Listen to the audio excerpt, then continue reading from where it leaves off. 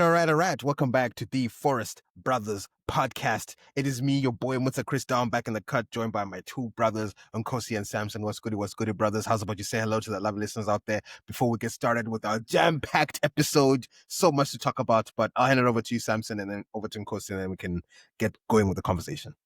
Hello, wonderful listeners. Welcome to the Forest Brothers podcast. Very happy to be here with my two brothers. Looking forward to getting into the discussion today. Yeah, let's get into it. Take it away, Mongor. What's up, listeners? It's your boy here, Ngosi. Back another week, another W for the Blues. It's a good day. Remember the name, Esteval Willian. Esteval Willian, we'll see about him. But anyway, you know what? There's no other way to start this episode than addressing previous comments that I made on the previous episode. You know, let's bring that to light. In the previous episode, in case you don't know, listener, I know there's a viral clip of me hyping up Eze coming to Spurs and, you know, talking my shit. I still back it. Don't get me wrong, I still back it.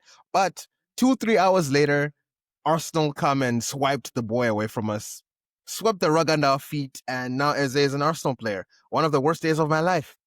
Legit, you know, I still can't believe it. I've never been embarrassed like that ever. You know, I didn't even know what to do. I had to shut off my phone for a few hours. Anyway, that to say, we do not have Eze.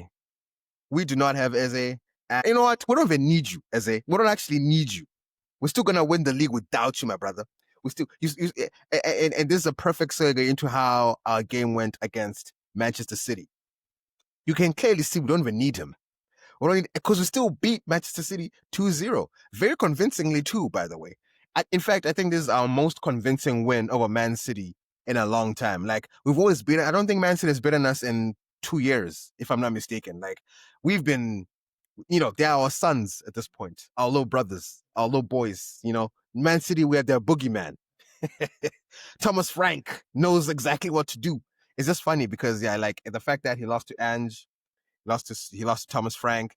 Very, very dominant performance by Spurs. You know, Richarlison, another goal. Happy to see. No, actually, he had an assist. Richarlison assisted Brennan Johnson for that first goal. And I believe the second goal was... Who did the second goal? Paulinho. Yeah. Very, very good stuff. Like, you know, we're very solid. We held our composure. The Spurs project is still in full effect. So, yes, I still believe we're better than the Arsenal project. Even without Eze, you know, we're still going to make a couple more signings before, but I hope you all see, because let me tell you something. That Manchester City team playing against Arsenal does not win that game. Arsenal does not win that game against Manchester City, and I stand 10 toes on that. But we did it. I mean, Samson, you can agree with that, right? I would like to think so. Give me a sec. I don't know why you cracking jokes before you hand over the mic. Okay. To get into the game, I thought this game was probably the most important game for both teams so far this season, because it was a game that like helps both managers see like where they're at, you know, in terms of like, you know, solving the problems from last season, you know, purging the demons from last season. So on the Spurs side, you already kind of saw those demons, the week before against PSG. You know, yes, you can score goals, you can get up in a game, but can you hold the lead? Can you be strong defensively? And it seems like, you know, you guys have worked on that and you're better, and you held on and you were able to win the game 2-0. You know, Haaland was pretty quiet that game. You know, all the Man City attackers were pretty quiet. And you guys handled your business. So very well done on the Spurs side.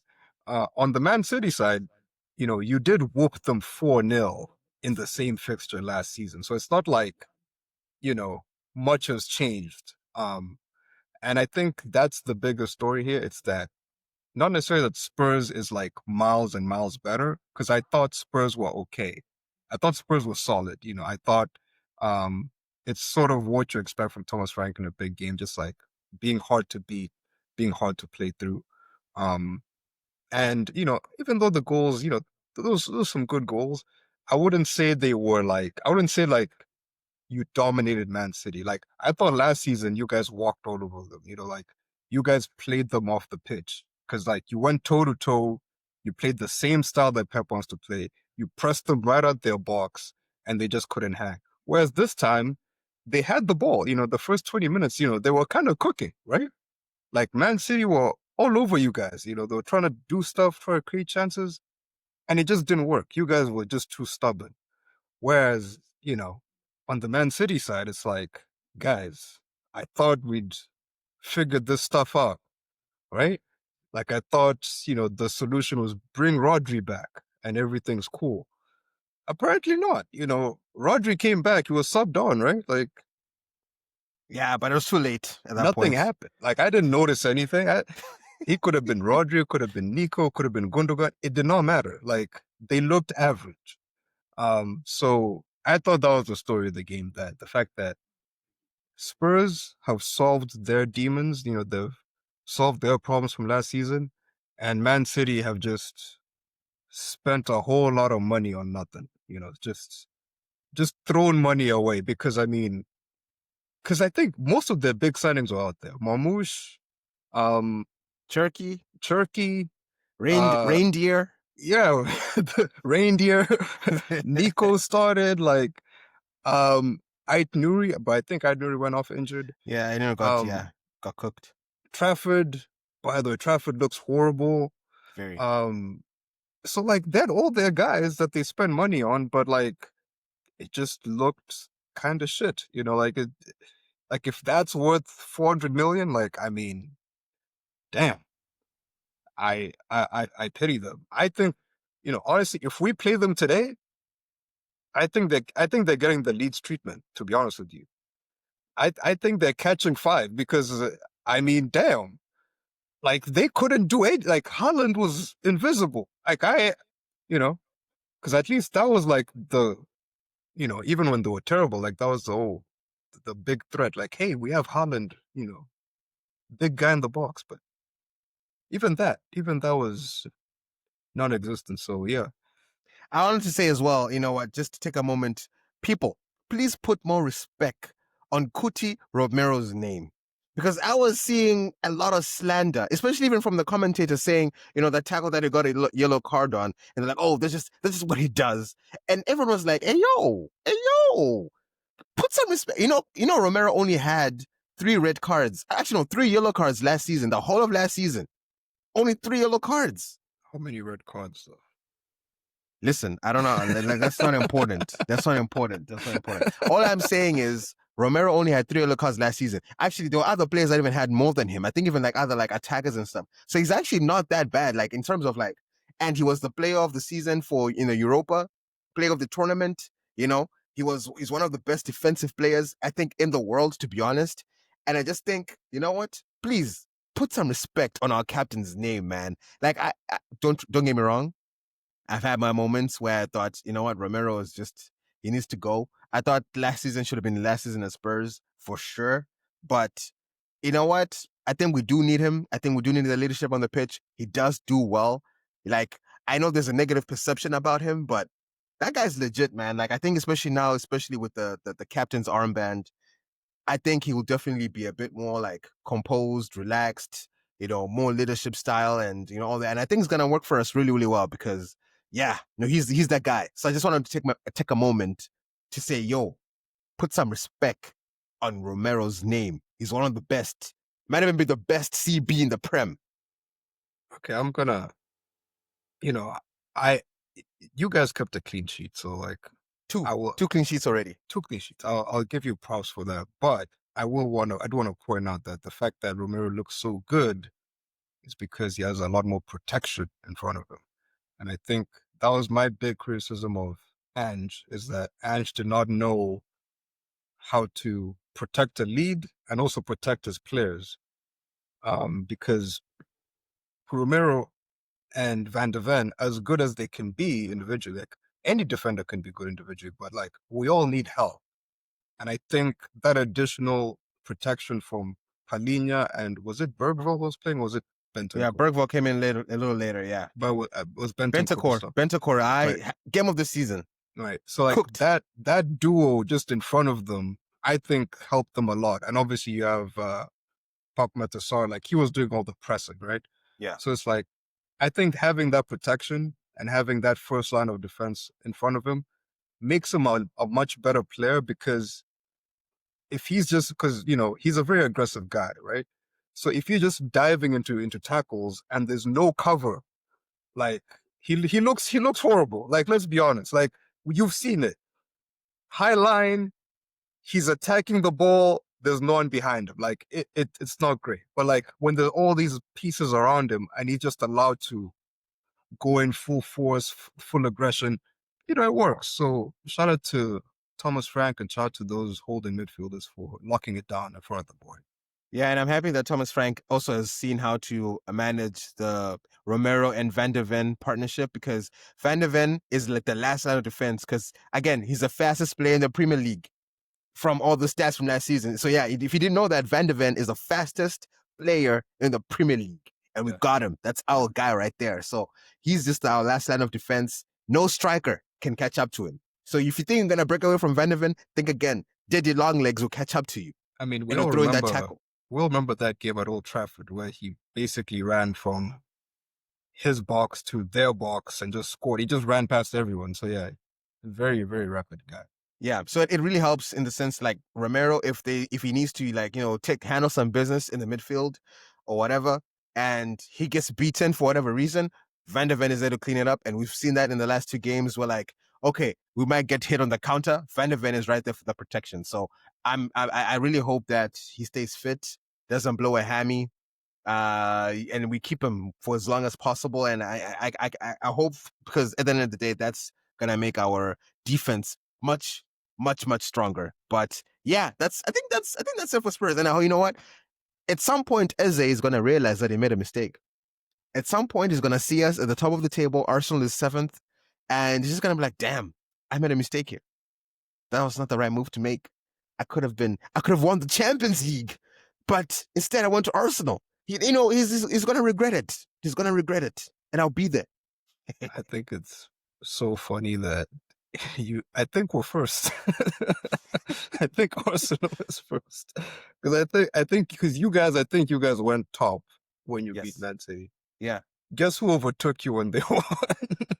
Nah, I mean, okay, it's just goal difference. Because actually, right now Arsenal's on top. Actually, I think we even have the same. Oh, you only have one more goal for goal difference. So Arsenal has 6, goal difference, we have 5. So it's literally about goal difference. But you know what? Yeah, I think it's gonna be tough. But at the end of the day, we'll see what happens. We'll see what happens. But I'm just happy that on the other side of things, shifting gears here. Last season the final was between Spurs and United, and we said, okay, you know what? We've both had terrible seasons. Let's see what happens in the next season. Amorim is supposed to be, getting everybody he wants. They've made all the great transfers that they could make. Buemo, Cunha, Sesko. They got everybody they needed. No excuses anymore. No more excuses. So, given that, and the fact that United is still to win a game this season, still have not registered a win. Spurs back-to-back wins. No, clean sheets. We've got clean sheets both games. Cooking. And yeah, just seeing Man United where they are. So, in case you didn't know, in the game against Fulham, it was 1-1. Fulham game was 1-1. That was the game right there. And yeah, Bruno Fernandes. Let's talk about that moment where he steps up to the penalty and he throws a fit because the ref bumps into him. And he didn't like that because he said apparently the referee did not apologize when he bumped into it. Ruined his whole ritual. He had to start over again. And then he skied it past, out of Old Trafford, Bruno Mars, as they've been calling him lately. That's who he is now. So, yeah, I don't know how you guys felt about that game, Angoro. Maybe let me get analysis, because the boy Amorim right now, I believe Manchester United have not won a back-to-back game in 3 years, 2 years, if I'm not mistaken. It's been a long time since we've actually won a back-to-back game. This is Amarim's, like, I think he's only won 12 games in 29 or something like that. Crazy stats. So I don't know. Is he the right guy to handle this job? He's got everything he needs now at this point. But anyway, Mangor, what are your takes on United right now? Ruben and Manchester United. It's a true mess of a club. All the hype they had coming into the season, the 3 signings that they made, people thought that they'd turned the corner, and it was another false dawn at there at Old Trafford. I think that's where they lost it, because what they failed to understand from the previous season, for example, is the same individuals that put you in 15th. You think just adding 3 individuals is going to solve the issues?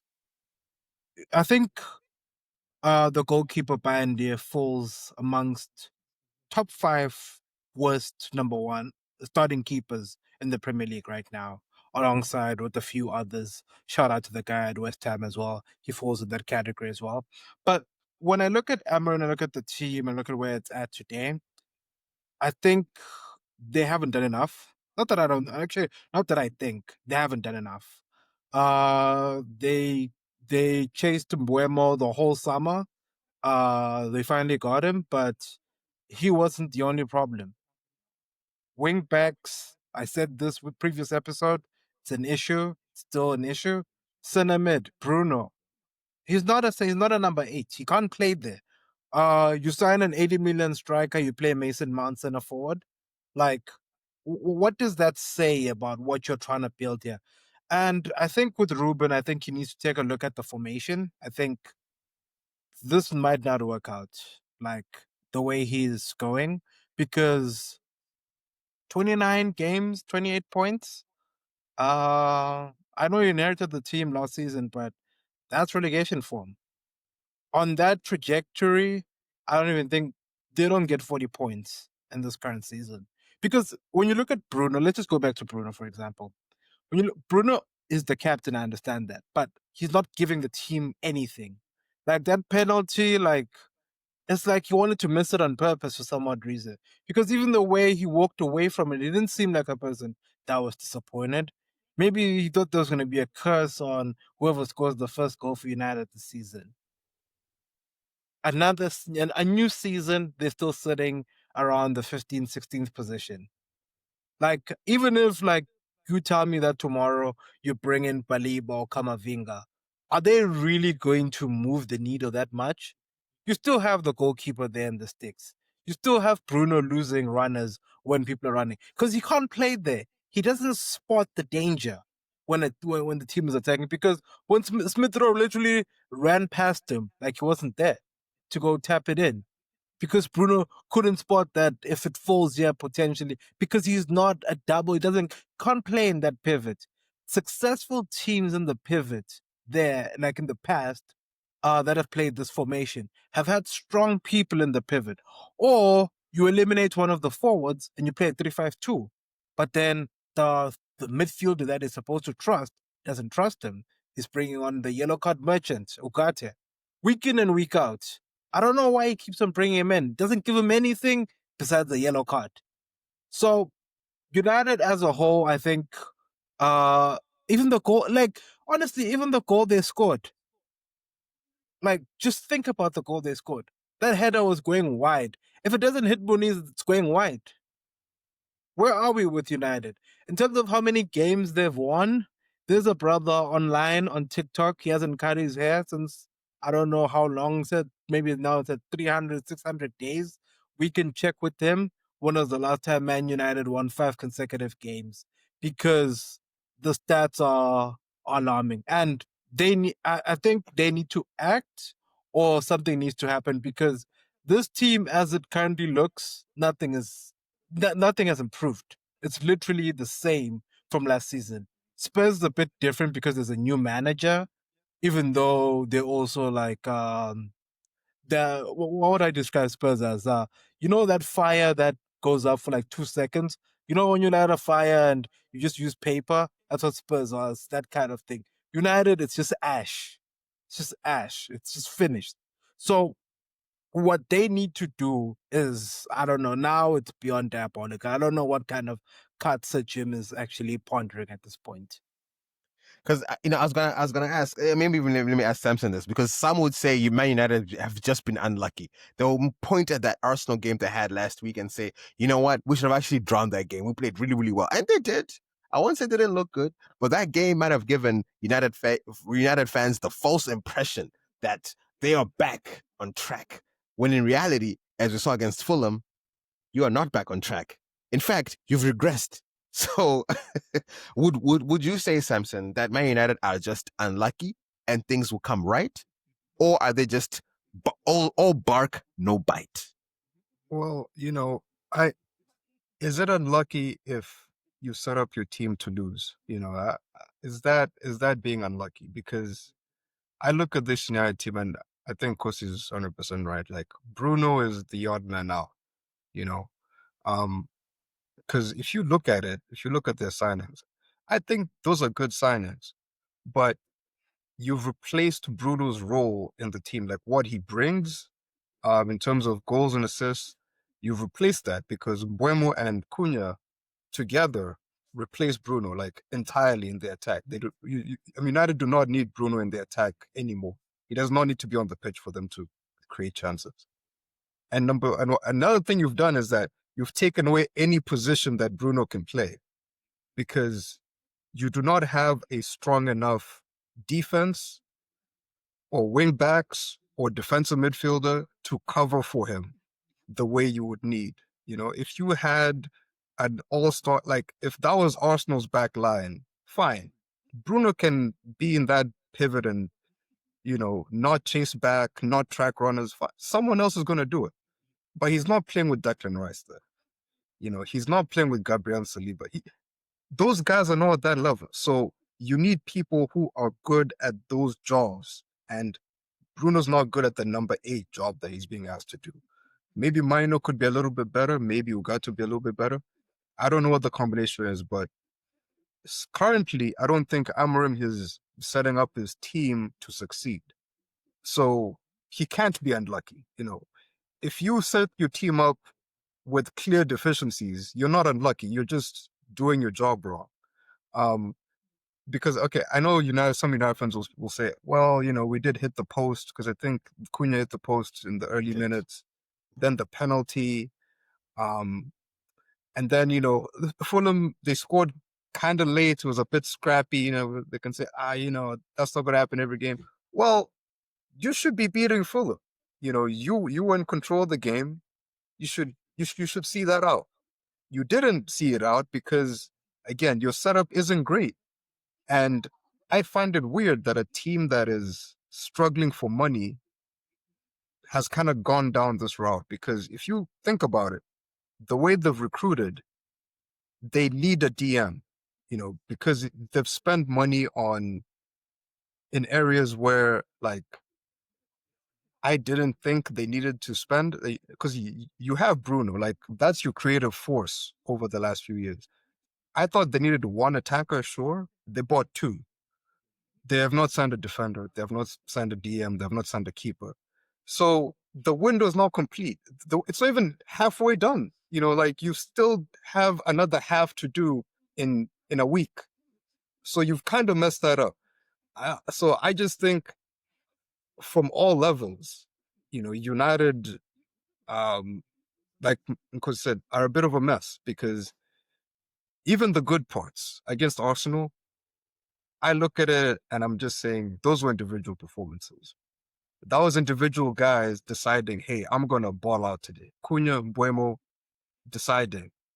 Even Dorgo, I think, had a good game. Where were those same guys against Fulham? Because, again, it's very easy to turn it on against Arsenal. They did it twice last season. When they played us, those guys came to play. Like, they love playing Arsenal. They love the big games. But what about the small games? What about the mid-table team? What about the relegation team? You need those points too. It's not like those points don't matter. So, yeah, I think the window, they did not sign well. I don't think, or rather they didn't sign all the players they needed. And the manager isn't using the players he has very well. So yeah, just kind of a mess. And you're not going to get a lot of points if you don't get some basic things right. Because again, beyond individual performances, you can't. I don't even think United fans know how their team plays. Like Spurs, Chelsea, Arsenal. We can kind of in our minds picture like the combinations, right? From back to front. This is how a team moves. We can kind of see how goals come. You don't know with United. It's just, can Cunha give me something? Can Buemo give me something? Can Sesko give me something? I mean, if you want to play like that, all right. But, I don't think you're going to win a lot of games, or even forget winning games. You're not going to get into the top 10 with that kind of team. So good luck to them. Yeah. One thing I did find fascinating is that Cunha was really, really good in the first half, and then he disappeared in the second half. And I think part of that is because Mason Mount got taken off, and I don't remember who came in to replace him, but Sesko? was it Sesko came in to replace Mount? I'm But assuming because yeah, he did I'd come. assume, yeah, maybe it was Sesko came in. But I just know that at that point onward, we really didn't see much of Cunha anymore. And I was like, oh, that's actually quite fascinating because for me, and I'll turn to you, Mangor, I think the best way that Amorim could actually set up his team is probably a 4-3-3, where three up top, you have Sesko in the middle, you have Cunha one side, you have Buemo one side, and then in the midfield, at least if you have Mainu on one side, and then you have Bruno playing as a cam, and then on the other side, maybe you have Ahmad, and then the four back three, you have your Mazraoui, That you doesn't have make your sense. That does not make any sense. Yeah, you're trying to put a mud in In midfield, in a midfield midfield? three with Bruno and Mainu, people walk through Stop there. it, man. oh got it, whatever it is, and then I was okay. I don't know. Maybe maybe I guess it could be Ugarte next to him, and then maybe the other four, like maybe as a right back, they play Ahmad. What? I said stop it. Stop it. I'll stop you right there. What? You What y'all cannot trying to play do? in a back four, you play Ahmad at right back. Are you serious right now? A What are you trying to left-footed do at player, you this play him point? right back. Or left back, what? Who is an attacking player, you play him at right back. I mean, that's what Liverpool did with Soboslai. But he's right-footed. Well, okay, whatever the foot. I don't know. I thought he was ambidextrous with his feet. Anyway, all I'm saying is you check because he played on the right. He's been playing on the right, right? That's like where he plays. But that's different. But when you play right back as in a 4-3-3, you are a right back. But when you play right wing back in a back three, you have cover. And also, I'm just that's part of the problem. Like, watch Because when Ahmad comes on and watch what Mbuemo does when he comes on. They're doing the same thing. so essentially it just wouldn't work. Like, I don't want to entertain this because it just wouldn't work. Like, what's supposed to happen, and the manager has made it clear that there is never going to be a time where he plays a back four. That he made abundantly clear from the first time. All these players need to fit into my formation. I don't care who says what. And when I sign players, they have to fit into my formation. That's pretty much it. But just on the game, I also do want to call out Diego Dallo. He gets given a chance in the second half to come and help the team out. And he's there doing Ronaldo turns, then losing the ball and they're scoring. Like, as a professional player at right wing back, you have competition. You're not guaranteed to play. These are the kinds of things you're doing at the back. Like, you should definitely look at that one. But just to touch on what Samson said there real quick, I think, yeah, the window, they definitely needed another striker. I think that center back Hoyland was just not going to cut it. They need at least minimum two midfielders, box to box. Like, they not one, they need two minimum. That is a minimum. And since they've made it clear that Mainu and all these other guys are not good enough, they should get rid of them. They've done the same. They're the one club apparently where they have a bomb squad. I never heard of that term until I met Manchester United. They have a bomb squad with all the other players that have misbehaved. So they those players that Amarim deemed surplus to requirement should join the bomb squad and they should form their own team that play Sunday League. Because I don't think they'll be getting moves. Like the number of days left in the transfer window, it's just not good enough. It's not enough. And then the goalkeeper, my God, like I think Tom Heaton should be given a chance at this point. Like they have nothing to lose because that brother between the sticks, if he's not passing it to the opposition, he is kicking it out, or he's allergic to coming for crosses or corners or anything. Like the number of corners Fulham got, Fulham is not Brentford, Fulham is not Arsenal. Like when it comes to set pieces, but they were looking quite dangerous. Bassey and friends, they were looking quite dangerous for some odd reason. Because the United keeper was flapping at everything. He was like, he didn't exude confidence of, I'm a keeper, I own the 6-yard area. Anything that comes in, I'm either punching it or I'm catching it. He was either on the ground. Like, if they were clinical, like, Fulham could have won this game, in my opinion. Because, especially at the corners, my God, the moment they got a corner, you could see Amarim on his crouches, just holding his head. Is like, I just pray they do something here. So I don't know, man. United, like as I mentioned the previous week, last week I said it. Show me how you perform against teams like Fulham, Burnley, and the likes. Don't show me your performance against Arsenal in a once-off. How many times are you going to play Arsenal in the season? Did you not have motivation to play against Fulham? You get a penalty. What do? You hit it over. So, yeah, United, honestly, fellas, like to me, like if they finish top 10 this season, it'll be a good season for them. This whole thing of finishing sixth, they must forget immediately. Or the other thing, as I was watching the game, I was like, United, what they should be doing at this point is treat the season as like preseason for next season. Because they're not going to salvage. There's no salvaging this. Does Amarim get the time to do that though? Do you think they'll allow him to treat this season as, okay, Amarim, just try tinker, just avoid relegation, but that's the only expectation this season. But do what you gotta do to see how can we set ourselves up for success next season. Do you think that Sir Jim gives him that leeway? He has to, because if they say they really trust him, they have to.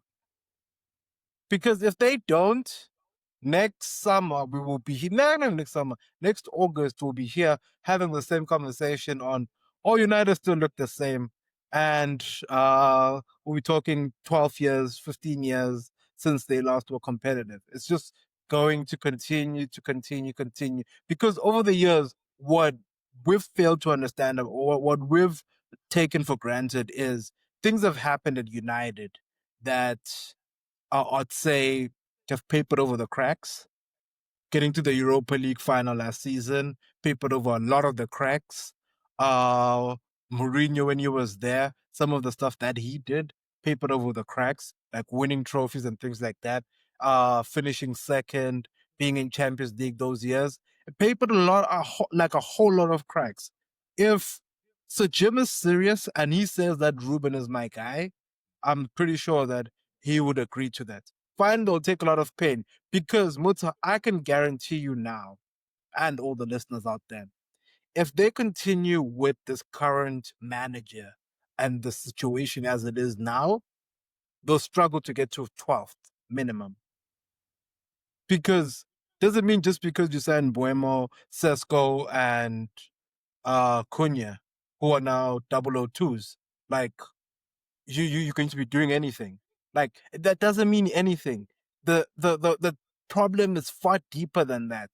Like they need to look internally and build a club for years. Look at Arsenal. When Arteta came, didn't they give him time to get rid of? Because that pretty much the model that Amarim, if there is the guy that they're going to believe in, and the same thing with Klopp, same thing with Pep. They came in over a span of 3-4 years. They got rid of, if you go back to Arteta's first team, Klopp's first team, Pep's first team, and you look at the team now, 0 players from that team exist in the current team. that is challenging today.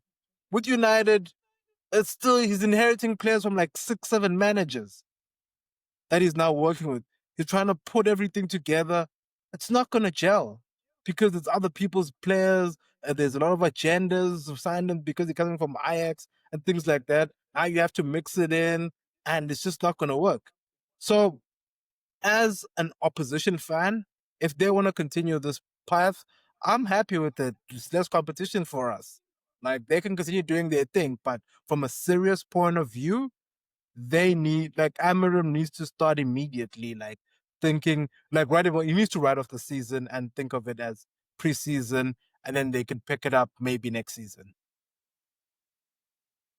Yeah, no, big facts. Let's see what happens. For me, I hope they get relegated. I think that'll be good for world football. So may the path continue. And then you know what? I feel like once they go down, hey man, they're never gonna come back up. I don't know because I don't know if they have enough quality to even compete in the championship. Wrexham will have a better chance to make it into the Premier League before United does. You know, and that's just the honest truth. That is just the honest truth. But you know, shifting gears here. Arsenal Leeds. Arsenal did beat Leeds 5-0. One would say that was a very dominant performance, even though I don't feel like it was that dominant per se. I think the goals came because Leeds at some point just, you know, they lost the legs, but Leeds actually tried their best, you know, in the very beginning, because anyway, one of the goals was a penalty, you know, a fraudulent penalty, mind you. You know, Gyökeres, the first goal was decent. I would say, I'll give him that, but you know what? Because I know I don't honestly, I'm still so shocked that Timber, one of the shortest players on the pitch, was able to score 2 headers in that game. I don't know how any Leeds coach would look at that squad and feel happy about that, because how do you let that happen? How do you let Timber score 2 headers on a set piece? Please, like, come on. First one, maybe can be like, okay, maybe it's a fluke. The first one, yeah, you know, maybe really tracked Timber's run. Maybe they didn't know he could jump that high. I don't know. I don't know what. Maybe they just didn't expect it. Second one should have not even happened. So I was very shocked that they let that happen. You know, Saka did score his screamer, and then he blew his hammy right after that, and now he's gone for 6 months, whatever it is that he's gone for. You know, no more Bukayo. Gyökeres then scored, and then he scored 2 goals. You know, and then you know that those are the goals. But anyway, Samson, you lost Odegaard and you lost Saka in that game against Leeds. I don't know how long Odegaard is out for, and I think Saka is out for a couple of months, from what I understand. But as I was talking to other Arsenal fans, they were actually saying they don't care because, you know, they've got, you know, you had your boy Dauman come on. You have these other young talents, Nwaneri. You know, your squad is pretty deep right now. You know, Subimendi's there and all these other guys. I still don't know why you guys bought Norgard. I'm still to hear an answer on why he was bought, because I don't think he'll be used. But, you know, Trossard is there as well. And I just want to, because they now, so one fan was saying to me, Arsenal's outgrown Saka and Odegaard. You guys actually, they're like the 11 that he put out doesn't actually include Saka and Odegaard. And now I'm curious to know if you feel the same way. Like, do you feel like you guys have actually outgrown those 2 guys? I think whoever that is, they don't know ball. They just don't know football. Because I mean, look, honestly, I kind of predicted this. You guys not predicted this years ago. If Saka wasn't, you know, a dark-skinned man from Nigeria, like people would not be speaking about him like this. Like, it's insane. Like, this is one of the best players in the world. You know, top 5, easy. So we've outgrown him. I mean, Jesus, come on, man.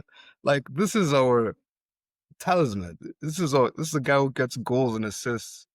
He's at the top of the list for us every single season. He's probably going to be there this season as well.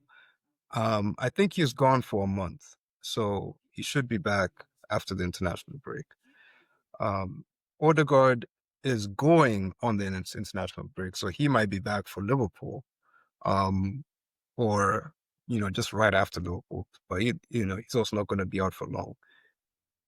We have not outgrown them. We have added to them. We have added insurance to them so that if they go missing for a couple of weeks, we have capable replacements. That is what good squad building looks like. You know, we're not United here. You know,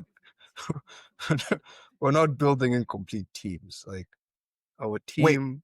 can you give me the first 11 that he provided when I asked him? All right, without Odegaard and Saka, what's your first 11 that you choose right now? So No, he wait, but this is the 11 he says that like long term yeah without. Okay, sure, let's yeah. go. So Raya, of course, then Timber, Saliba, Gabriel, Calafiori, Zubimendi, Rice, Eze, Trossard, Gyökeres, and Dauman. That's his first 11. A 15-year-old. That guy, yeah, Domin is 15. Yeah. No, he says Dauman is the one of the best young talents in the world. Look, there's a reason Domin looks good. All right, people don't know him. They don't know how he plays. They don't know what he does. So yeah, he's killing everybody. That's not to say he's not talented, but Saka faces triple teams and double teams every single game. A 15-year-old does not face that. He just gets to play. Um, and anyone who gets a triple team opens up space for your team naturally, because if there's three players on one side, guess what is happening on the other side? Absolutely nothing. So that team is flawed, because I guarantee you, even put a second man on Darwin, he gets injured for a year because he's 15. Okay, like the first game he plays at Newcastle, he's gonna he's gonna end up on a stretcher. Like I'm just letting you know, because by the way, we played Newcastle in preseason. Joe Linton, the first chance he got, he laid him out. First chance, just laid down a 15-year-old. Like, these people don't care. Like, that's what happened. So Dauman, no, he's not part of our best 11. He's not even part of our second 11 because he's 15. Okay, 15-year-olds do not get to challenge for the league title. He has to go study for GCSEs and read The Great Gatsby. That's what's on the agenda for him. Our best team is Eze on the left, Saka on the right, Rice, Odegaard, Zubimendi. The back four is fine, and obviously Gyökeres up top. That's the best team. Anything else, clearly you don't know what we're doing here, and you just need to watch some more tape, and tap in, because come on, man. Come on. But yeah, I don't know, some of the fans that you interact with, Mozart, they leave a lot to be desired, but that's besides the point. I think when you think about the games that, for example, you're telling me that a 15-year-old Darwin can do it away at Anfield, in that cold room, away at St. James's Park, away at what's this other team? Even in the North London derby. Can you rise to the occasion? A 15-year-old who's thinking about that math homework that he has after the game. That's the person that you're entrusting over the course of a season. I think some fans should be questioned on some of the things they say. But when I look at, he's a talent, nonetheless. I do agree he's a talent. I saw him in preseason. I was like, okay, this is a talent. Esteval is just better, but that's besides the point. So when I look at him, I look at the players that find there's good squad building them in terms of like some of the players they have now that they're not as reliant on Saka and Odegaard. They have their new man, number 10, Eberechi Eze. I don't know if it's a good feeling for him or a bad feeling for him. Arsenal did release him. So I don't know why now he'd go back after what has happened in the past, but it is what it is. Maybe the other option was just too terrible. He couldn't do that to himself. So when I look at the game as a whole, I don't want to touch on Max Darman again. Max Darman comes on in the game when it's now a family fun day. They're bringing on anyone at this point. Even you, Muta, you could have gotten a cameo if you were registered. Like, Leeds were so tired, they were so done. Like, of course, like, Max Diamond was gonna come in and look incredible. Because now, next game, whatever Arsenal are playing, if you start him, you'll take him off in the first half. Because it's going to be tight. Like, he's not ready for men's football. That's just my take. He's ready for cameos. You introduce him slowly. Same thing what Pep did with Foden, something similar. You don't just throw him into the deep end like that fan is proposing. But anyways, that's besides the point. Simple game for Arsenal. I didn't see much there. I did expect them to win convincingly. Leeds, they cannot defend. I don't know what. That we've seen Daniel Fark in the Premier League.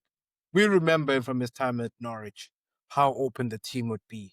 Like the way they play, they deserve to lose. The that there's no going around that. Shout out to Yokeres scoring 2 goals. He won't be 007. Shout out to him. One thing I do want to mention to him is what is in his hair like that every 2 seconds he has to be touching it. I know I don't have his fine great hair, but like what is in that hair? Even me, I want that hair at this point. So but anyway, shout out to Yokeres, man. He scored a good goal and a penalty. You know how I feel about them penalties. But anyways, that's pretty much it. A very straightforward win for Arsenal. So do you boys think that Arteta will throw on Dalman against Liverpool this coming weekend? No, absolutely not. So without Saka and without Odegaard, like, I mean, Eze obviously, I assume he'll play against Liverpool, but who plays in Dalman's position? There's a guy they got from Chelsea. What's his name again? I think he can step in. He's got like a Is it- bandana. He's where's number 20? He's got these oodles of confidence. Yeah, Is I it, think I think Maduka? Maduka? Is that his name? 50 million. He came from the Spurs Academy in 50 million. Madea? Spurs Academy, Madea. man. Hey, That might be guy, Madea. Noni, Madueke. That's Arsenal's guy. You see that Arsenal? That was a good steal from us. Listen, man. People are asking about Saka and Odegaard. Madueke versus Kirkes, Eze versus whoever's playing right back. My guy, it's. I think it's gonna be a movie over there. It's gonna be a movie. Because those flanks for Liverpool, oh my days. Plus, you got the big bully up top. Gyökeres versus Konate and Van Dijk. Yeah, I think it's gonna be quite a game. I think it's gonna be quite a game. So You know what, Samson? Let me actually even put you on the spot right now, right here. And this is gonna be this is gonna come out to the fandom, to the world. Give us right now your prediction for the Arsenal Liverpool game. Stand and stand on it. What are your predictions for how that game will go? And let's see how it goes. I say Arsenal 2-0 or 2-1. Hmm. Yep. Who'd you predict to score? I think Ekitika is definitely scoring for Liverpool. I just the the brothers' finishes are too clean, and he just needs one touch. So I can see Ekitika scoring for Liverpool. For us, any of the front three really. Like whoever's playing in the front three, it could be anybody because the breakdown from Liverpool could come from anywhere. Any one of those brothers could give us the game, and I don't know who it's gonna be. Is it gonna be SpongeBob on the right back? Is it gonna be Kirk as a left back, Konate, Van Dijk? I don't know. I don't know who's gonna let them down, but any of the front three could bag some goals. But yeah, I'll go with either Gyökeres, Madueke, probably Trossard is gonna start. I think any of them could bag. Okay. I don't know, man. I see a draw. It's at Anfield. Yeah. I think Ekitika will definitely score, as you mentioned. The penalty merchant Salah will also be involved. The other one, Arsenal. I see the defenders scoring. Mikel Yeah. Pulis. Mikel Pulis. He's watching the Newcastle replays there. He's like, oh, throw-ins. I think this is a weapon we can definitely utilize. Raya will be taking all the free kicks from the halfway line in that game. So it's something to watch out for. I think the defenders, Calafiori, will look potent, but I know the referees will have a hand in it, as they always do. So it's going to be dubious, but the referees will be involved. Yeah, I actually Mm. forgot about the Newcastle game. Like, yeah, Gabriel, what does he have for me, man? Because at this, I was watching that game. Anybody can get it. If it's a set piece against all my days, I think our brothers might enjoy that. So yeah, I think yeah. Any of our defenders, any of our attackers, I see some goals. I see some goals. I think this is a very good segue into that Liverpool Newcastle game, actually, because that game ended up, I believe, it was 3-2. 4-3, wasn't it? It was 3-2. no 3-2. Yeah. And it should have actually ended 2-2, in my humble opinion. In fact, Newcastle should have won that game because if you, in case you didn't watch the game, Anthony Gordon got a red card in the 45th minute. Very reckless, very very stupid red card. In fact, that whole game was just charged up. Like you could tell, like from the even before the game started, that there's gonna be a red card here. We don't know where it's gonna come from, but because of the whole Isak situation, temperatures are high. You know, the rivalry is deep. It's strong. I think we're starting to see a new rivalry really get to start between Liverpool and Newcastle. I think we're starting to see, it's gonna be hectic for a long time. I think that game showed us that these two teams hate each other. And if Isak does leave Newcastle to go play for Liverpool, the next time they meet next season, I will not be surprised if some Newcastle brother chops Smith goes for him. I won't be surprised because it will be a betrayal at this point. It will be a betrayal. But we'll talk a little bit about the Isak situation. But yeah, you know what? There was a time when Liverpool was just facing so much pressure from that 10-man Newcastle. And this is the thing I will say about Newcastle. The real men play on that squad. That squad, real niggas. That's none of it real men. Real ass niggas play on that squad, man. Because literally Tonali played for I think 15 minutes with a dislocated shoulder. Like when he came off the pitch, like he was just hanging like that. It was just, but he was out there still barging people, still putting in challenges, still working hard like a horse, making challenges, blowing Etiqueta over. I don't know. I think Newcastle are the realest team in the Prem. I can't even hold you, man. Those guys really know how to fight, man. Those guys really, and I don't know if it's because it was against Liverpool that they really went so hard, or if, but I think that's just how they are. Bruno Guimaraes, one of the toughest out there. But if it wasn't for the ref, number one, if it wasn't for that 11 minutes added time, I think Newcastle had that game, or at least a draw, But I don't know. And we also got to see the referee's new cam viewpoint, which gave an interesting perspective about how the game looks, and it's gonna give us a lot of generational memes, that camera. I can't wait to see what comes of it. But the last thing I will say as well about that game is we keep seeing just how weak Konate and Van Dijk are. It's obvious. In fact, Konate should have been off. That's one of my gripes. Konate should actually have been off for that push on the last man, but they didn't even look at it. Nothing. So we can clearly see that Liverpool definitely need to buy somebody to replace Konate with. I don't know if they will, but Konate is literally their weakest link, and he's about to have a long season if there's no replacement. And Samson, we talked about this a lot last season, before seasons again.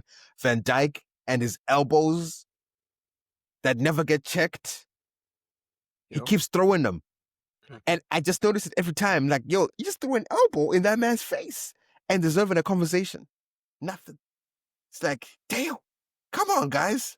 It's the strangest thing. He's the biggest guy on the field. He's bigger than most keepers.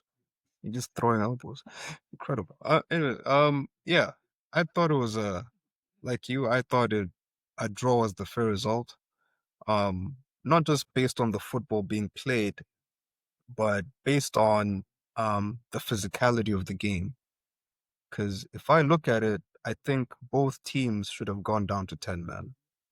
Like the referee had the opportunity to send off two Liverpool players for two different challenges. You have Konate taking away the first man. I mean, I'm the last man, which by itself, that's just a red card. You do that, you prevent a goal scoring opportunity. At least that's what I thought, because we got red carded for that twice last season. I thought that was the rules. So And by the way, the guy he took down was on the edge of the box. That's about as close as it gets in terms of denying a goal scoring opportunity. Didn't even look at it. Also, Konate was on a yellow card at the time. So even a yellow, something, and he walks, but referee just ignored it. Second thing was, I believe Ryan Gravenberch. He had a scissor tackle on Bruno Guimaraes in the middle of the pitch. It was such an ugly challenge, man. And I think it was so, like, I don't get it. Based on what happened with Van Dijk and Gordon, because I believe the referee gave a yellow card at first. Then VAR intervened, referee reviews, he says, okay, I'm upgrading to a red. Where is VAR? Where are they? Like, that's a dangerous play. Like, if you look at the challenge, like, literally, like, Bruno Guimaraes is probably inches away from losing his ankle. Like, it's done. And I'm like, you just gave a red card for a bad challenge. This just happened, a few minutes late. Like, Wait, where's the I thought that was consistency? first. I thought the Gravenberch challenge was actually first on Bruno, and then the Gordon one came later. Actually, I think. Oh, either way, even But worse. actually, yeah, and even one of the commentators said if Bruno's like his leg, like his what's his thing? Damn, I can't remember body parts anymore. Anyway, his leg, if it actually, he was lucky apparently that it went the same direction that the natural way. Right. Because like if it went some other way, he was losing the leg. Yeah. It was gonna be off. And I don't get it. You can go back and look at one challenge, but the other one, apparently, like, you were blind and you just didn't see it. And I'll even take it a step further to a third challenge, this time in the box. I believe Liverpool are defending a corner. There's a very nice picture floating around on Twitter where you can see, this picture is being taken from behind the goal. So you're seeing Newcastle player, Liverpool player, the referee right across them. He's seeing what you're seeing. And you're seeing a push by the Liverpool player when the corner's coming in. Absolutely nothing. And I'm so tired of Liverpool whenever they're in a game that's close, one goal in it, they have multiple decisions going for them. Not even one going against them. Like, not one, just all of the decisions going their way. I'm so tired of it. I think it's ruining the integrity of the game. Because, like, you literally have to beat Liverpool 5-0 to be guaranteed a win. Because otherwise, the referees will find a way to bring them into the game. And I think it just ruins everything. Because I thought Newcastle played very well. And they highlighted all the deficiencies in this Liverpool team defensively. The fullbacks are not strong enough, especially on set pieces. The center backs are not strong enough. I've been telling you guys about Van Dijk. He puts Konate in front of the bus, lays him in front of the bus every time, and he just walks up and pretends to clean up the mess. People will never talk about a Van Dijk bad game. Why? Because he'll never engage. He will never put himself in a position where he actually has to do anything, where he has to do his job. He'll leave that all to Konate. And I feel sorry for Konate because honestly, this is how he gets injured. He does way too much. Constant straining. And you even saw the yellow card he got. Why did he get the yellow card? Because he's worried if he lets Gordon go, Van Dijk is just going to watch him.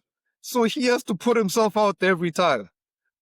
But yeah, I just think a draw would have been the fair result. A Newcastle win would have probably happened if Liverpool officiated correctly. And I hope, I pray to God that one day they face the law the same way we all do, because my God, this cannot keep going. It just can't. When I look at this particular game, there are a few things I want to touch on. Firstly, is the ref cam. I think that is the worst experiment they've ever come up with. I think they should get rid of it right now. Should stop immediately. it makes it feel like we're not watching football anymore. We're playing EAFC at this point. Like that's how weird it looks. It's not working. Like there's things that you can be trying in football. This is not one of them. Well, what is it supposed to see? Like grabbing in the box? Are you going to give the penalty? No, you're not. But that's besides the point. When I look at the game as a whole, there's a few players I want to touch on. Starting on the Liverpool side, Dominic Soboslai, I think he should request a transfer request at this point. Last season you were the number 10. Last week against Bournemouth, you played in a double pivot. You are number 10 by trade. You play number 10 or 8. And today you are now playing right back. I think I don't know what form of disrespect that is. Like I think he should definitely be requesting a transfer request at this point. Because it's not like Florian Wirtz's come in and set the league on fire. He hasn't done much. That's him. We thought Trent was gone, but he's reincarnated on the left hand side. There, Mr. Kirkes cannot defend to save his life. Just wants to go forward. That's why I think Newcastle targeted him every single time when they were attacking, like especially Langa. Like some of the cutbacks, if they were more clinical with their crosses, they maybe could have caused some danger. I think that's another area. And I do agree there with Mr. Van Dijk, the Van Dijk conversation there. Maybe Liverpool fans are not ready to have it. Fine, they may think we're hating and all, but I think there was a point where Konate, who was very clumsy on the ball, lost it to Tonali, and as Tonali took it and was running towards the goal, Mr. Van Dijk just tracked back the whole way and just watched it, never engaged Tonali at any point. And I was like, oh, this is quite interesting. I don't know why this brother's not being engaged. And when you look at the team as a whole, I think what's saving Liverpool right now, and I think that they should be worried about, last week they were 2-0 up against Bournemouth. Bournemouth came back and was 2-2. And then they won it in the last few minutes. Same thing this week. They were 2-0 up. And the more concerning part for them is became 2-2 against 10 men. If Liverpool had 10 men and they conceded 2 goals, I'd be like, okay, hands up. Fair enough. But the fact that they were the ones with the man advantage, like, should raise some serious alarms there. And they scored the winner with the last kick of the game. How many games can you really do that in a season? How many? So there are a few things that Mr. Honest Lot needs to go look at, especially when it comes to like I'm not a fan of these throw-ins. Like I know Newcastle were down to 10 men. That probably was the worst part of the game that I watched. Fine, people were celebrating because Newcastle kept on scoring. But for me personally, like I am not a fan of what they were doing. Like that I can safely say. But the intricate play that I saw, just going back to Newcastle, between Elanga, Gordon, and Bonds, like when they were close to each other, those little 1-2s they were playing and the counters, that looked promising. That there could be a future there. Fine, they still will integrate Isak back or something, but there's a potential future there. I see something. It's just that Gordon is also quite wasteful, but there is something there. Whereas if Elanga or Bonds play outside and Gordon is now standing in the box against defenders, nothing can happen. But when they're playing those little intricate passes in between, I give them credit. But I do want to give credit to Liverpool. They did score three brilliant goals. That's like 2 brilliant goals. The first one by Gravenberch, very good goal there. The CDM to actually pick the spot there in the corner, truly, truly incredible. The other one I want to give credit to is the young man, Rio Ngoma. Um, some of you may haven't ever heard of him. Some of us have known him since he was 10 years old. Straight from the Fulham Academy. He's from Cobham, so another product of ours. He's shining in the Premier League now.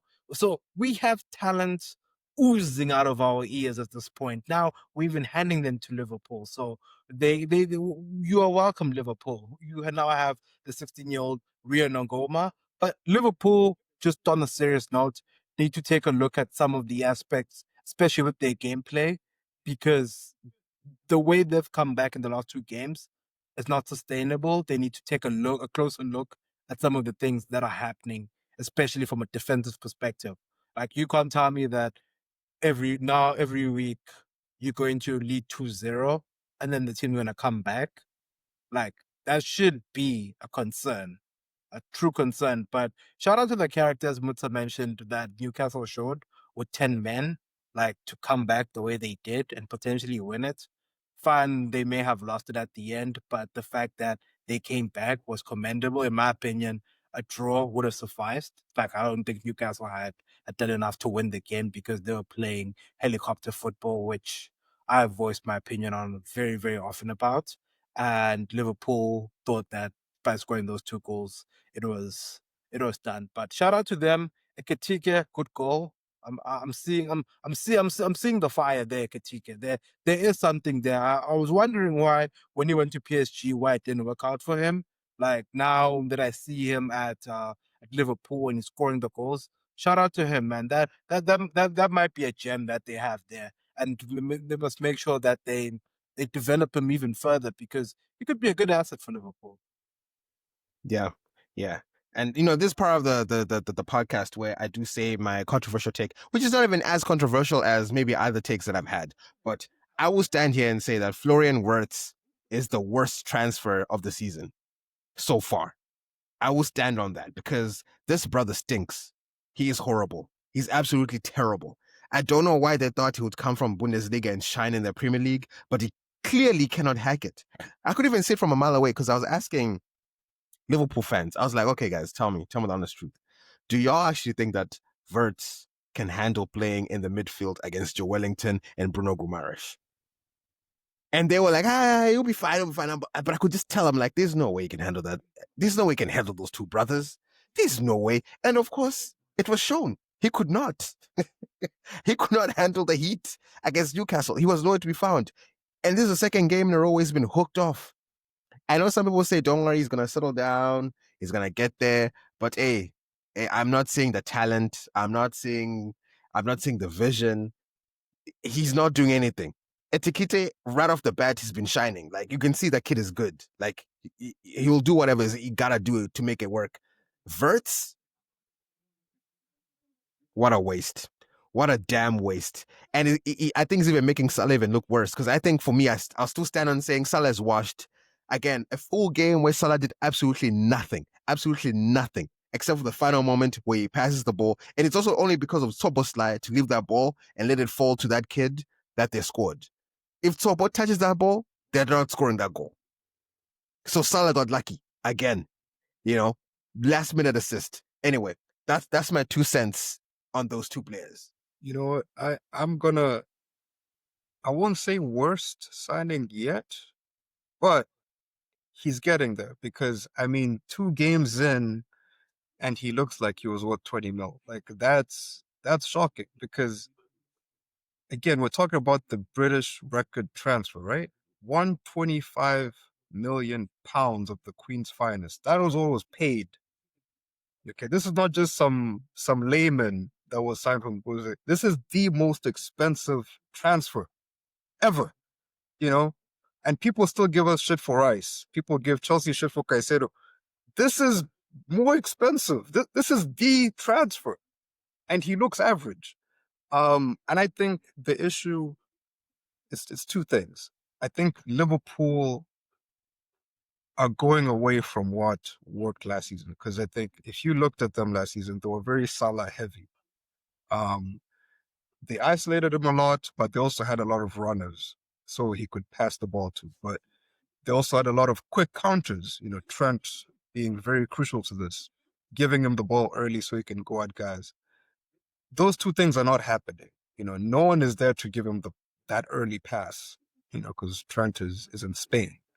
And on the other side, no one's making runs because that's not what Wirtz does. Wirtz is not he did not sign up to do cardio. You know, he signed up to be a 10, to be the exciting playmaker that he thinks he is. And unfortunately, the Liverpool players he's playing with and the coach did not get the memo because he has no freedom on the pitch. You know, he's trying to get into different zones. He's trying to like do his thing and dribble and do these flicks, and he's just not getting the ball, or at least not having um, the options that he's used to having. Because, you know, when you're that kind of player and you want the ball, you're with the ball all the time, you really need people around you to be making runs. You need people in front of you, right? If you're that playmaker. But oftentimes, you know, Salah's waiting for the ball, like, hey, when are you going to give me the ball? You know, Ekitike is waiting for, like, when are you going to give me the ball? And he's the one who has to make a run. And he's not happy about that. So I think long term, if Liverpool want to make this work, they have to move that brother to the left side and figure out that dynamic of having two wingers who essentially don't do any defensive work, because that's what it's going to have to boil down to. Ekitike also doesn't really do much defensive work. I mean, he does a little bit of pressing. So there's something there to figure out. But long term, I think he definitely needs to move out of the middle, because that role, as Liverpool have it defined, is very heavy on running and going box to box. Szoboszlai knows it very well. And yeah, I'm sure he's watching Verts and he's thinking, why is this brother even on the pitch, man? Why? That's my job. I know how to do that job. What is he bringing that I can't do? Because literally nothing. So shout out to Paul. I'd say I'll defend Verts. Hopefully, I don't regret it. In terms of being the worst signing, no, he's definitely not the worst signing. Mota. There's a brother that's in between the sticks at West Ham. Should tune in every week. He's definitely the worst that I can safely say. But when I look at Verts, for example, I think it's gonna take time. I think I want to give him this season, and then I can say that he's whatever you want to say afterwards. I think you need to give him the benefit of the doubt. It's a new league. I don't know. Like I don't want to ride him off too early. Like even though his name is Verts, so I don't know there with the brother Verts. Honestly, in my opinion, because when I look at how he plays and what he wants to do when he's on the field, he wants to look pretty and he's on the ball and he's doing all sorts of things there. And I think it's going to take time for him to gel into what Slot is trying to bring and what they're trying to do. And I think he's had a wake up call as to who is playing in the Premier League now. He's not playing Cologne or Hoffenheim or Stuttgart or all those other great teams there in Germany. He's playing soldiers there in the Premier League. As you mentioned, Joe Wellington. Have you seen how big he is? He's playing Sandro Tonali, an Italian maestro. Someone who, like, when you look at Sandro Tonali, like, you can tell me that you're going to 50-50 with that man. You coming out, you're losing. And look at his body size. Like, he's a very small lad. Now you're expecting him to go up against those giants. If you imagine trying to run up against someone like Dan Burn and you're Florian Wirtz, how small you are. So I think for him, it's about a season of adaptation. Fine. I don't think the price tag affects him that much because that's out of his control. But I'd say for him, I'd give him time. Let's see more. Let's definitely see more. We shouldn't judge him far too early and say here's the second coming of whoever. Let's just see a bit more of him. Same thing happened even at Spurs. You remember Madison when he first came and you were raving on and on about him, saying he's the best signing ever. And then he scored one goal in the second half of the season. So I'd say let's give him time. Let's see more. Let's see. Let's give him the benefit of the doubt.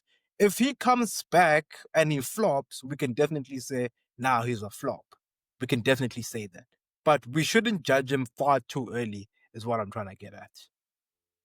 I mean, Fairs, but I ain't gonna lie, I'm judging already because Samson, you brought up a very good point. This brother cost 125 million. For 125 million, you're not supposed to be coming to the Prem looking like you're Timo Werner. Like, let's just keep it a buck, man. Like, you're not supposed to come in here looking like you could play for Fulham. So there should be some sign that says, you know what, my guy, maybe you've had some tough games so far, but we're seeing a light. Why is Etiqueta already showing some promise? Why is Kirkes, even if he's bad, but Kirkes, you can see him, he's present. He's still doing the tackles, he's still doing the things, Even Frimpong was a little active before he got injured. You could tell there's a little something, But I can't even, like, there's no standout moment that I've seen from Fritz. Like, literally not even one. Like, I've not even seen a pass from him where I said, yo, that was sexy. Nothing. So I don't know what that 125 million price tag came from, but it should be weighing heavy on that brother's mind. I'll say that. Yeah, I'll just to finish off for me, the most concerning thing, like you're alluding to, Muta, is that if you look at all the Liverpool goals, you can't really find them in the highlights. You can't really spot like, oh, he made that happen. It's like, why is the 125 million guy kind of irrelevant? Like, if we just swapped him out for Harvey Elliott and Liverpool scores 2 goals, like, what does that say about him? Because that's what happened against in the first game against Bournemouth, right? He went off. Liverpool scored 2 goals and win the game. I don't get that. I don't get how you can be that irrelevant when you cost that much money, when you're apparently that good, and you've been there the whole preseason because he joined in July. So it's like, what are you guys doing in preseason? Like, what? Like, what moves were you coming up with? I don't get it. Maybe it's just time, but yeah, I need to see something new. I don't know. Like, I still I want to give him a chance. Like, because I've seen another player go through something similar. I remember Caicedo's first game against West Ham. He gave away a penalty first game, and everyone said he was finished. Opening day was like, what a waste of 115 million. Look back today, it looks like a bargain. So I'm not saying that Vert is gonna turn it out that way, but I'm just saying, like, we shouldn't judge him far too early because I don't know, to the price thing, like, in all honesty, according to me, that's not on him. He didn't determine that. He just wanted to go to a different club. It just so happened that his current club put that price tag on him. I mean, look at the judgment that Jack Grealish got at City based on that price tag thing and how much he didn't deliver. Like, we can't not judge based off of that. Because if we judge Grealish for it, we have to judge Wirtz for it too. But Grealish did deliver eventually, did he not? No. At what point did Grealish deliver? The season they won the league, the couple of the leagues, in terms of his assist numbers, look at his assist numbers. He delivered. Everyone says he was a flop. Treble. He was just present. But say that Grealish was a delivered, flop. Like, people, Man City have 1 treble, and Grealish was a key part of that treble. I don't know if he was a key part of that treble. He was on the bus. So he was on the bus. So I would give him credit. Like, okay, he was there, he was present. Like, with Wirtz, I think we have to see more.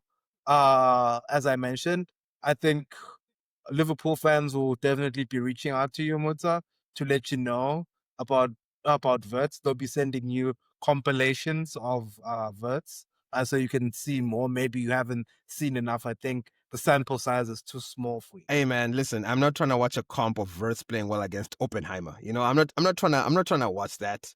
So where whatever games used to play there in Germany, whatever those teams are, Stuttgart or VW, whatever those teams are called there in Germany, I don't care to see a comp of that. But anyway, you know what? They play Arsenal next, so I don't expect him to have a good game against Arsenal because I'm pretty sure Zubimendi and Rice will have him locked up anyways. So I'll allow the Arsenal game, even though I'll judge and say he still did nothing. I'll allow it and see. But after that Arsenal game, they play Burnley, they play Everton, they play Crystal Palace. At least I need to see an assist or a goal in that 3-game spell. That's it from me. I need to see something from him because if he can't deliver against Burnley, against Everton, or against Crystal Palace, something's wrong. Something's very wrong. He has to deliver. Those are the 3 games he has to deliver. Because after that, then they go play Chelsea. And I don't expect him to do anything against Chelsea. Then they play United. Sure, United can do something. Brentford, but those are also tough teams. So anyway, that's my little 2 cents on the boy Florian. Could I ask you? Could I ask you one more question on Wirtz, Mutter? Since you're not a believer of Florian Wirtz, how is he residing in your FPL team? That's why I'm so hard on him. That is exactly why I'm so hard. Because I've been paying close attention to the brother. Because I have him. But let me tell you something, Mangoro. I'm shipping him out. It's done. Okay. He's gone. Yeah, Okay. yeah, he's not gonna stay too much longer. Be sure to join the league, guys. The FPL, the Forest Brothers podcast link. Mutsa will share it here in the chat in the comment section. Be sure to join the league there. So yeah, it's a good league there. Mutsa didn't win it last year. I was in the top 5, I think, but very competitive league. Anyway, thank you so much, listeners, for hanging out to the Forest Brothers podcast. I think we covered all the hot button topics of. I think the last thing is just the Isak drama. I think we're still trying to. I don't know. By the time this podcast episode comes out, it's very possible that we'll all know the decision on whether he's staying at Newcastle, whether he's going to Liverpool. But as of now, I believe that he's most likely staying at Newcastle. I don't see it happening that Liverpool break bank to get him. I think they'll probably spend the money on defense if they buy like Mark Gahey or something like that. Probably that's where they focus their funds instead of buying Isak, since Etiquette is already playing really well. Buying Isak will only prove more of a headache in terms of like where to put who at that point, and I think that could ruin the whole balance of the team. So clearly, since Gakpo is playing well, Etiquette is playing well, Isala's always there, and all these other guys are also like putting in their shifts. So anyway, most likely staying in Newcastle. That's my prediction. But we'll see when the episode comes out whether that stays true or whether it does go to Liverpool or whether it gets loaned out to somewhere else and it becomes a shock to everybody. We are yet to see how the saga ends. But yeah, thank you, boys, for hanging out. And thank you, listener, for listening to the podcast. Please do comment. Please do share. Please do like. Subscribe.